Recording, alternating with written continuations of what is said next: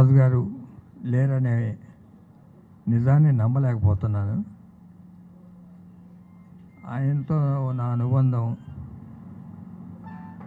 నా student days నుంచి. నేను మెడ్రాస్లో 67వ సంవత్సరం మెడ్రాస్ వెళ్ళాను. ఆ రోజులో అతనితో రూమ్ షేర్ చేసుకొని ఒకే రూమ్లో అతను నేను చంద్రమోహన్ ఒక 6 నెలలు గడిపాం.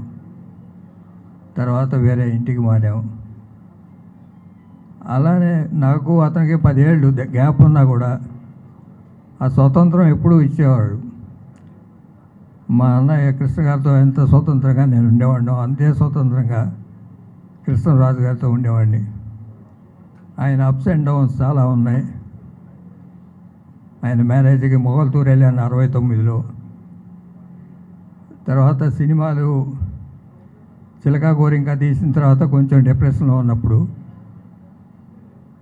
ఏ రోల్ వచ్చినా చేయాలి అనేది మోటివేషన్ తోటి నేనేలో ప్యారలల్ హీరోగా చేసి తర్వాత చాలా సినిమాలు ప్యారలల్ హీరోగా చేశారు. తర్వాత ఎప్పుడో మాట్లాడేటప్పుడు ఇట్లా కదయ్యా నేను కూడా ఒక సంస్థ పెడతాను, కృష్ణలాగా నేను కూడా సినిమాలు తీయాలి, మనమే డెవలప్ చేసుకోవాలని గోపీకృష్ణ మూవీస్ తీసి అనేక ప్రతిష్టాత్మక చిత్రాలు తీశారు ఆ బ్యానర్లో. భక్త కన్నప్ప కానీ, బొబ్బిలి బ్రహ్మన్న, ఆ రోజులో ఇండస్ట్రీ హిట్ అది. మా సినిమాలు కూడా చాలా చేశారు. కురుక్షేత్రం చేశారు, మరణ శాసనం, ఇంద్రభవనం. ఫిలిమ్సే కాదు, రాజకీయాల్లోకి వస్తానన్నప్పుడు అప్పట్లో మేము కాంగ్రెస్ పార్టీలో ఉండి కృష్ణరాజును కూడా తీసుకొని రాజీవ్ గాంధీ దగ్గరకు తీసుకెళ్ళాను. అలా పాలిటిక్స్లో కూడా అనేక ఒడిదుడుకులు తట్టుకున్నారు, మంత్రిగా చేశారు. ఎన్నో విజయాలు ఉన్నాయి ఆయన వెనకాల. సినిమా ఇండస్ట్రీలో కానీ రాజకీయాల్లో కానీ తనదైన ముద్ర.